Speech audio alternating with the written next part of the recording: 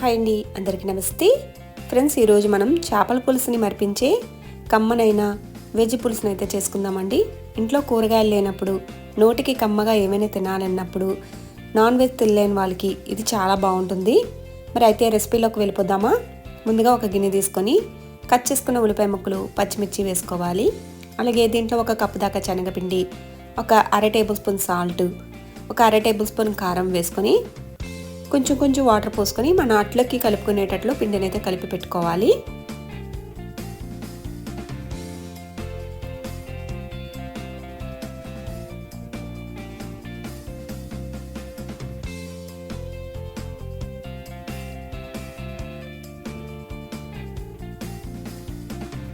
ఇలా కలుపుకొని పక్కనైతే పెట్టేసుకోండి. ఇప్పుడు మనం ఒక ఉల్లిపాయ, ఒక 2 టమాటాలు, 4 పచ్చిమిర్చి కట్ చేసి వేసుకోండి. అలాగే నిమ్మకాయ సైజ్ అంత చింతపండుని తీసుకొని నానబెట్టుకొని పక్కన పెట్టుకోవాలి. ఇప్పుడు స్టవ్ మీద పాన్ పెట్టుకొని ఆయిల్ వేసుకొని మనం కలిపి పెట్టుకున్న పిండిని అట్ల కింద వేసుకోవాలి. ఇక్కడ నేను కలుపుకున్న పిండికి నాకు 2 అట్ల దాకా వచ్చాయన్నమాట. ఇలా 2 వైపులా తిప్పుకుంటూ కాల్చుకోవాలి.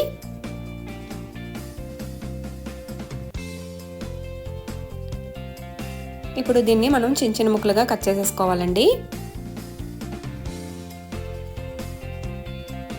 ఇలా కట్ చేసుకొని పక్కన పెట్టేసుకోండి.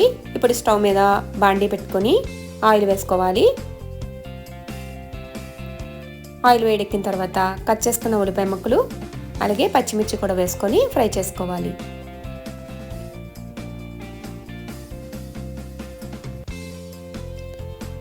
దీంట్లో 1/2 టేబుల్ స్పూన్ మెంతులు కూడా వేసుకోండి. ఇవి కాస్త వేగిన తర్వాత కట్ చేసుకున్న టమాటా కూడా వేసేసుకొని సాల్ట్ అయితే వేసుకోవాలి. సాల్ట్ వేయడం వల్ల టమాటా కూడా త్వరగా మగ్గుతుంది కదా, అందుకే ఇప్పుడే వేసేస్తున్నాను. ఇప్పుడు మూత పెట్టి టమాటాని మెత్తగా మగ్గనివ్వాలి.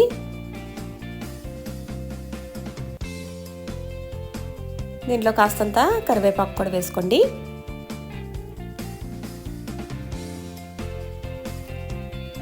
దీంట్లో కారం కూడా వేసుకోవాలి. మన రుచికి తగ్గట్టు మనం కారం కూడా వేసుకోవచ్చు. ఇక్కడ నేను 2 స్పూన్ల దాకా కారం వేసుకున్నాను. ఇప్పుడు మనం చింతపండు నానబెట్టి ఉంచుకున్నాం కదా, దాన్ని రసం తీసుకొని చింతపండు రసాన్ని అయితే వేసుకోవాలండి. ఇప్పుడు మూత పెట్టి దీన్ని మరగనివ్వాలి. ఇలా బాగా మరిగింది కదా, ఇప్పుడు కట్ చేసుకున్న అట్ట ముక్కల్ని వేసేసుకుందాం.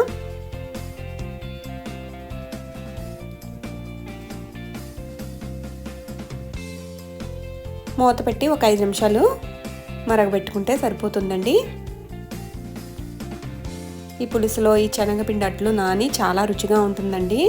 ఇది మన పాతకాలం వంటేనమాట, ఇదేం కొత్తగా చేసింది ఏం కాదు. ఒకసారి ట్రై చేసి చూడండి. మీలో ఎవరికైనా ఈ రెసిపీ తెలుసా లేదనేది కామెంట్ బాక్స్లో కామెంట్ చేయండి ఫ్రెండ్స్.